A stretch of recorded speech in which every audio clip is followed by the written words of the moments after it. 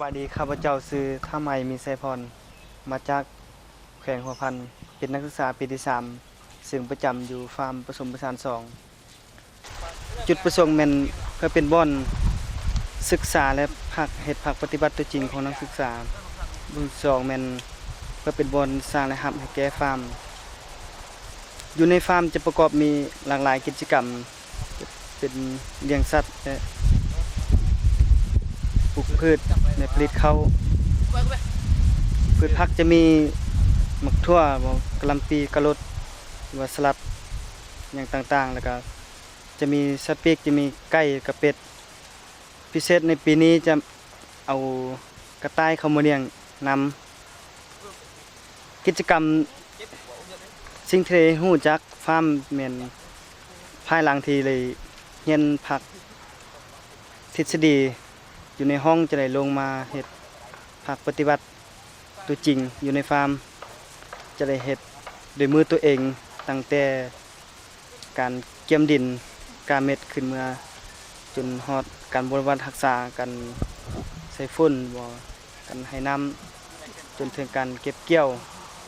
การจำหน่ายผลผลิตการจำหน่ายจะแม่นจำหน่ายอยู่ภายในวิทยาลัยของเรา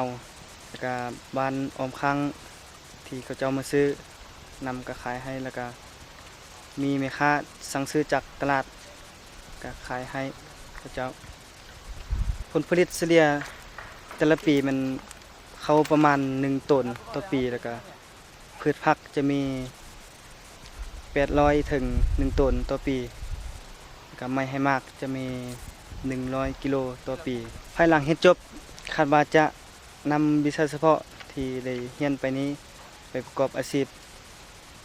หรือว่าจะไปประกอบเฮ็ดเบียกนำภาครัฐหรือว่า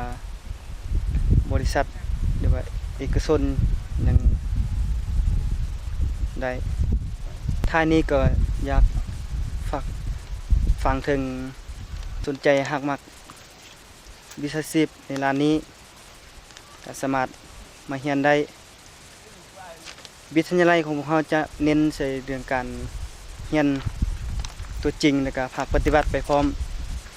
ภายหลังเรียนจบแล้วจะมีความรู้มีความสามารถมีวิชาชีพติดตัวเองไปได้สามารถไปประกอบเฮ็ดเบียกนำภาครัฐบ่หรือว่า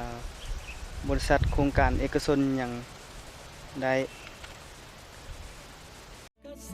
ตรแห่งนี้เดี๋ยวนี้ได้พัฒนาสถาบันแห่งการศึกษาความก้าวหน้าสู่ยุคสมัยมีวิชาการครูอาจารย์ศิษย์สอนมากลายมีสื่อกสิกรรมป่าไม้วิทยาลัยเกษตรปากเสือง